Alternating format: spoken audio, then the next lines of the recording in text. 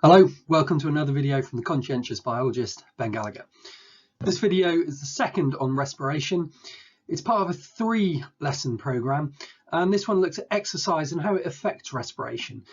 But to really understand that, we need to make sure that your knowledge of the relevant physiological systems is also there. So we'll be reviewing both the respiratory and circulatory system in this unit as well.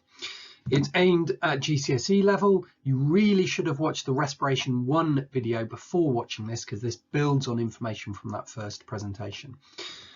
As always, if you like what you see, if you like the style of these videos and you're learning well from them, please do go to my channel and subscribe. Thanks.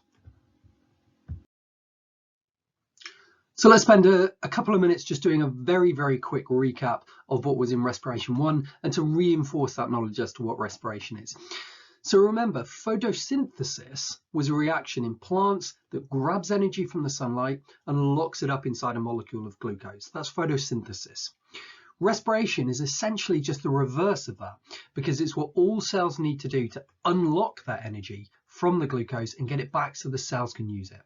So as we said in the last presentation, remember that photosynthesis traps sunlight energy in molecules of glucose. Respiration is just a chemical reaction to get the energy back out of glucose so the cells can use it. So we know that the glucose is going to give you energy. We know it needs to react with oxygen to do that.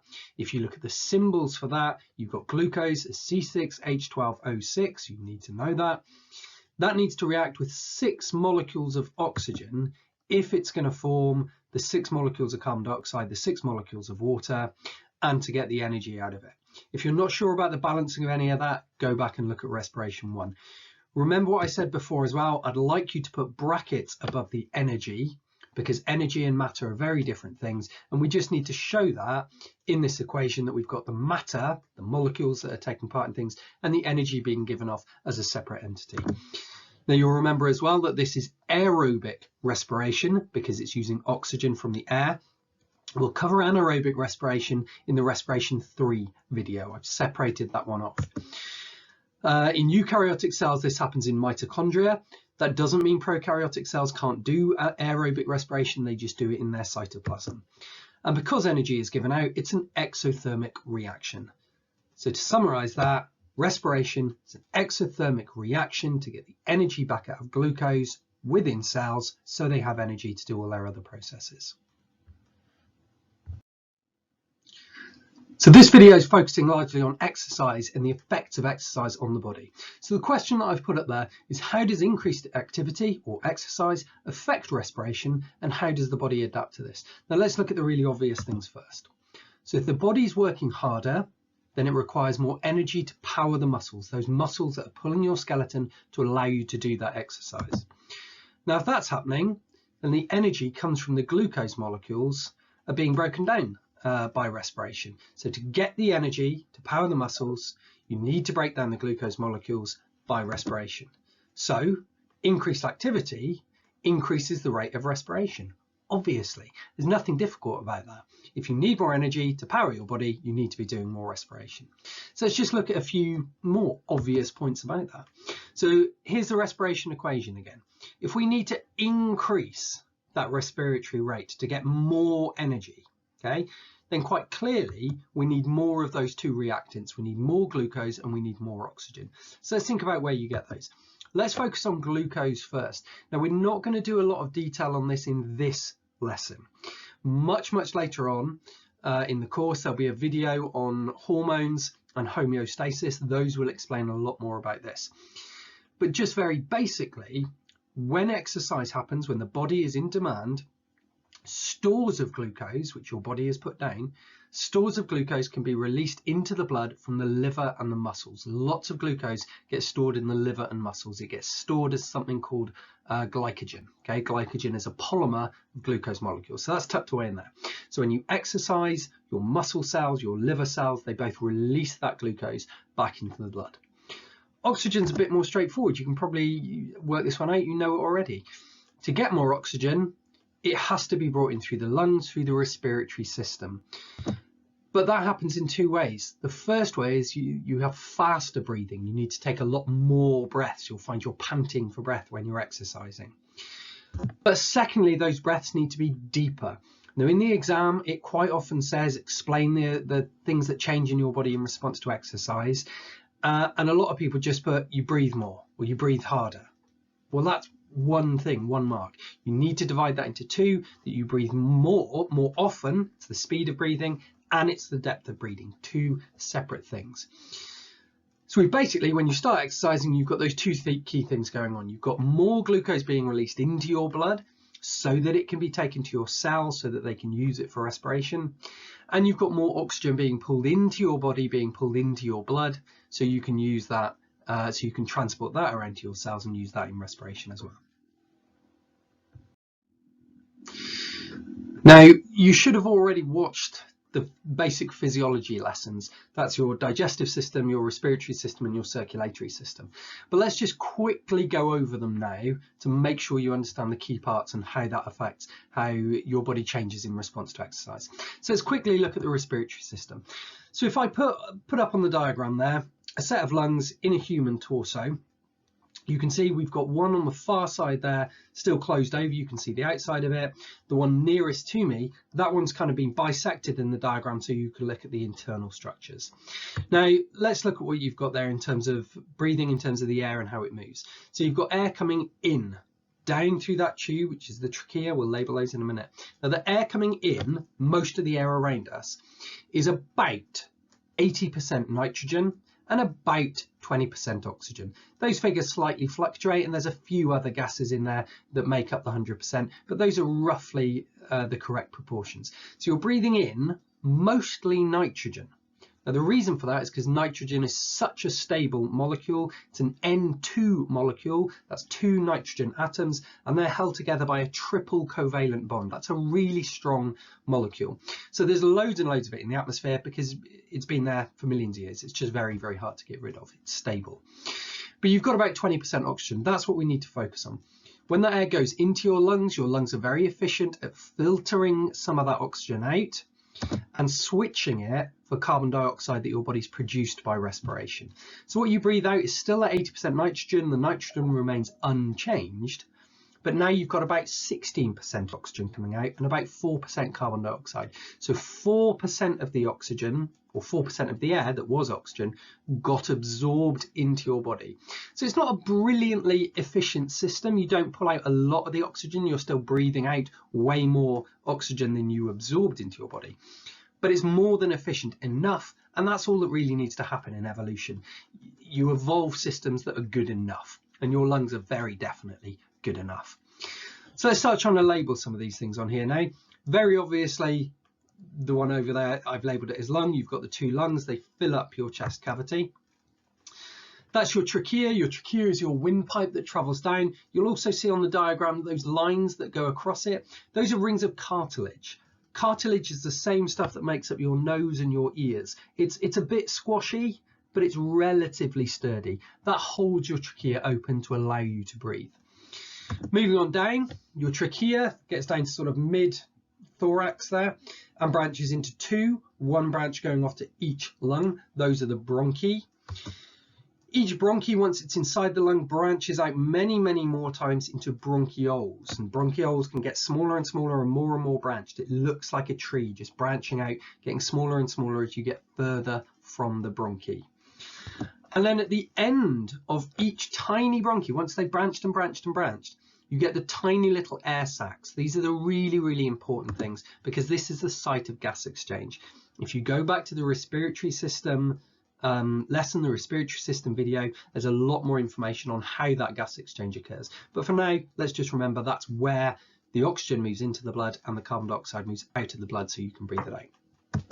Now, you've also got at the bottom there that curved bit of muscle. That's like a sheet of muscle that totally goes across your body, bisects you right in half to separate what's above it from what's below it. And that's a sheet of muscle. That's what can pull down to allow you to breathe. Again, go back and look at the respiratory system lesson if you don't remember that.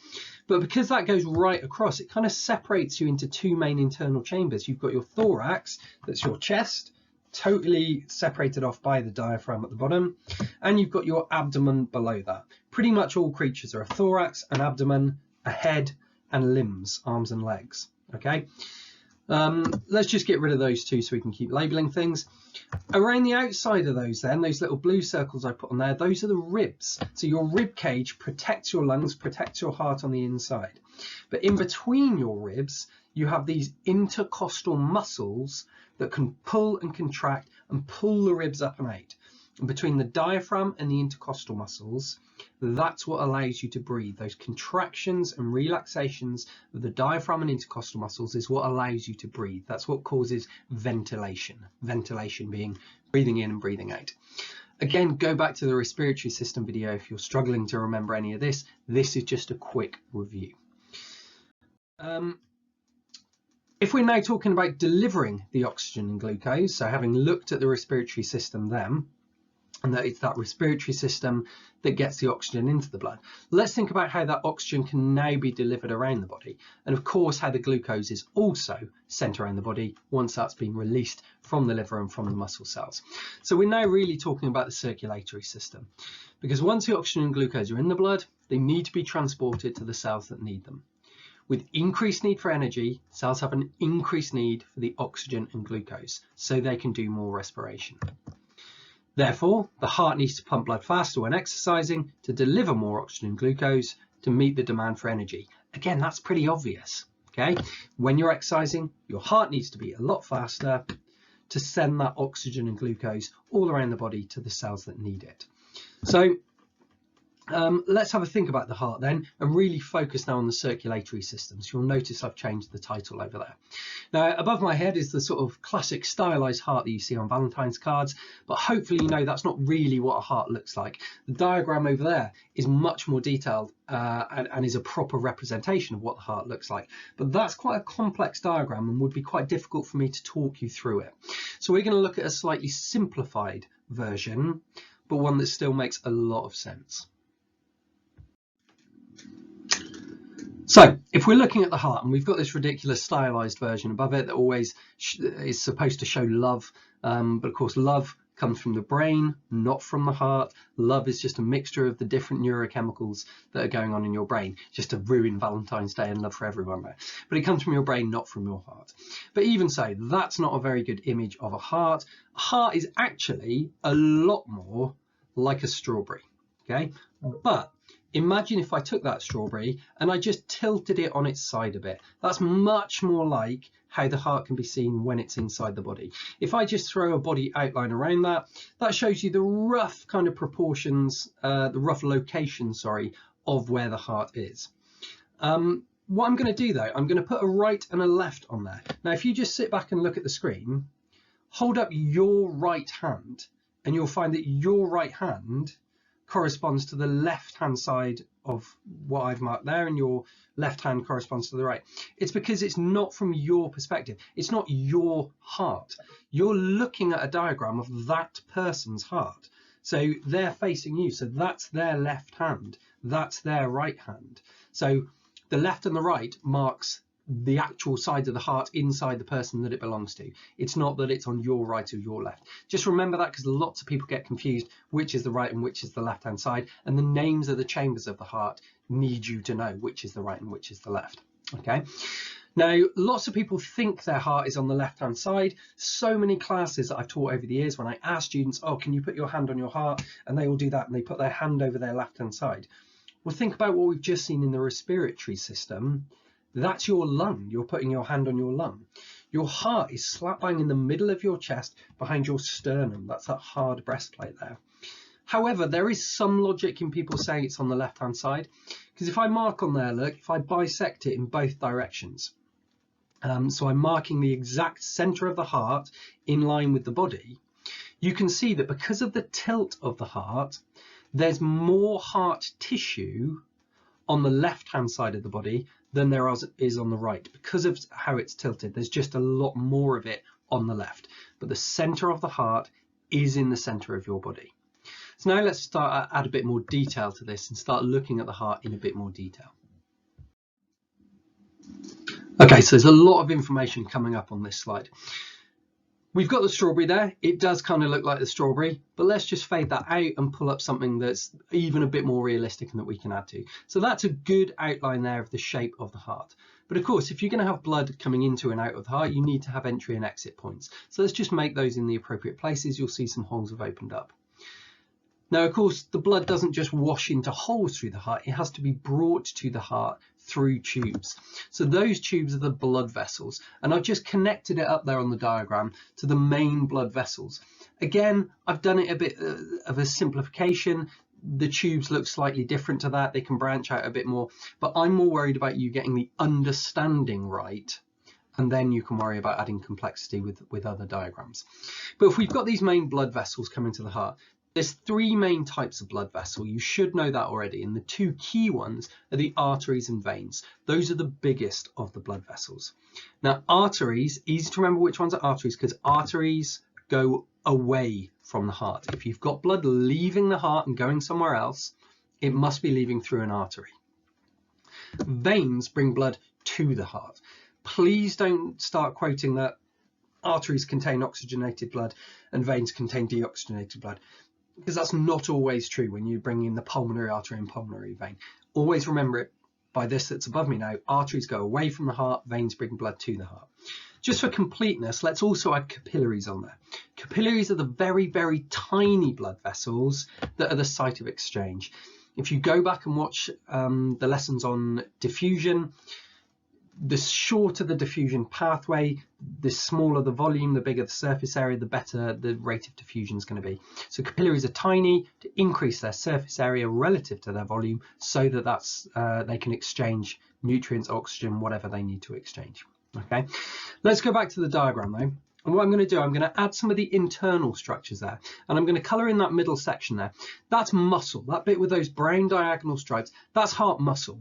Again, I'm simplifying it slightly. There's muscle right the way around, but that gives you a good idea. And again, you can see there's more muscle on what is the left-hand side of the heart. Remember, it's as if you're looking at the person's heart. This is my right hand, this is my left hand. Therefore, we're talking about the left-hand side of the heart there with the more increased muscle.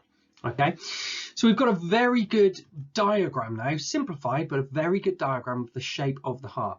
And you'll see inside the heart, we've got four chambers. Those two little chambers up in the corners feeding into bigger chambers. And in between those chambers, you've got those flaps that open like that. Those are the valves.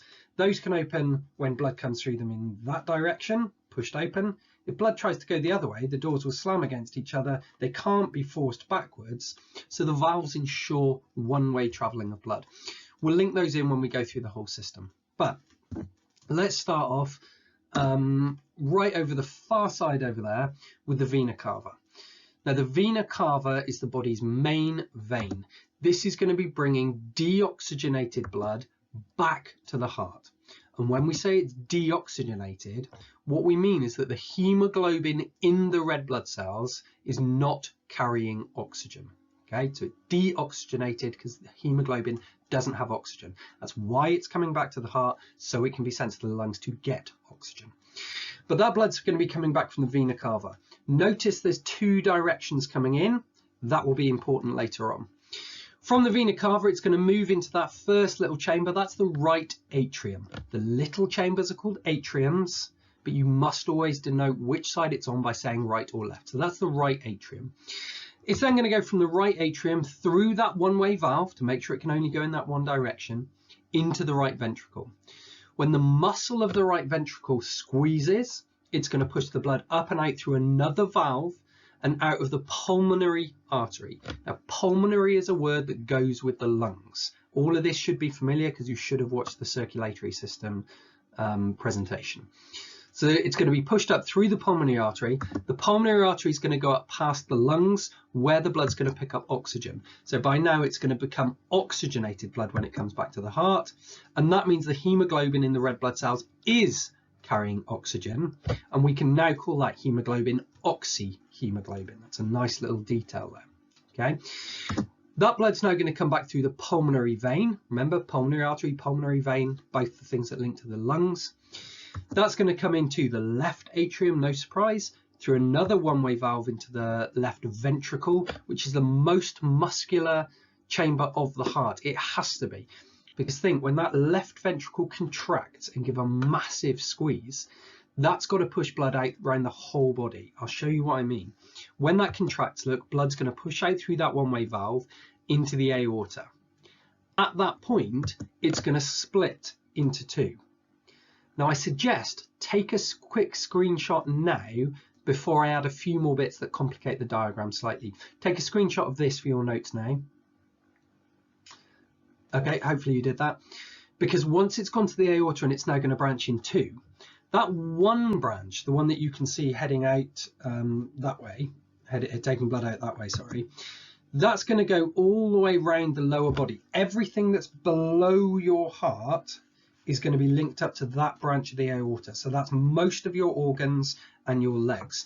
When it gets to those places, it will branch into all the tiny capillaries, give out its glucose, give out its oxygen. And once it's done that, it's going to come back up and link up to that bottom bit of the vena cava.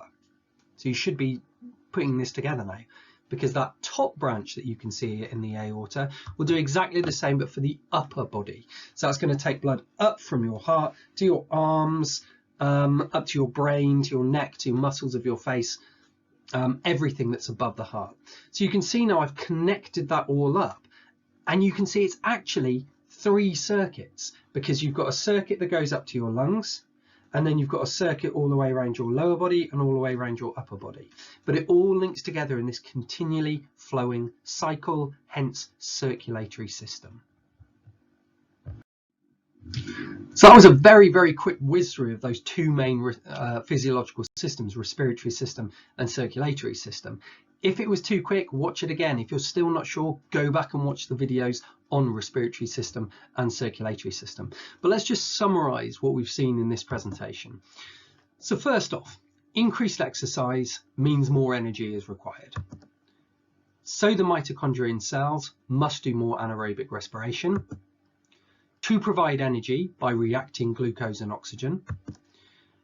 This increased demand for oxygen and glucose must be met by the respiratory system taking deeper and faster breaths to increase gas exchange and uptake of oxygen into the blood by diffusion. Again, notice another key term there in bold. And the liver and muscles releasing more glucose into the blood, which is transported to cells faster by the heart rate increasing. That's a lot of detail there. That's a lot of bullet points to give a decent answer as to how the body responds to exercise. But remember from other presentations, this is how I want you to build your answers. When you're asked a question like this in the exam, really try in your mind to break it into these logical little steps. Think about all the key details, all the key points that you need to make. And answer in bullet points if you want. Answer in the way that I've done here. It does all flow as one piece of continuous writing, but I've tried to make sure I've got a key detail in every point. In the exam, it could be a 6-mark question. Explain how the body changes in response to exercise. 6 marks. Well, there's way more than 6 points there. But if you can put that level of detail into your answers, then you're going to be doing really well. Now, the one little extra point here is what happens when the demand for oxygen can't be met, because almost everything in that summary, and certainly everything we've looked at so far, is about the body working harder to increase the glucose release, but mainly to increase the oxygen coming in. Well, what if you can't meet that demand? What if you can't breathe fast enough, given how heavily you are exercising? Or what if you're somewhere where there isn't a lot of oxygen? Well, then your body will have to go into anaerobic respiration. That's what we're going to be looking at in Respiration 3, because I didn't want this lesson to get too massive. So please do go straight to Respiration 3 from this one. That's on anaerobic respiration. That will build on the knowledge from this one and from Respiration 1 and just round out everything that you need on the respiration unit, and indeed the entire bioenergetics unit that started with photosynthesis, grabbing energy to put it into glucose, going right the way through to the form of them. Please do go to my channel and subscribe if you've enjoyed this, if you like this way of learning, and like this video if it's useful, so that I know what kind of stuff I need to keep making. Thanks a lot and good luck.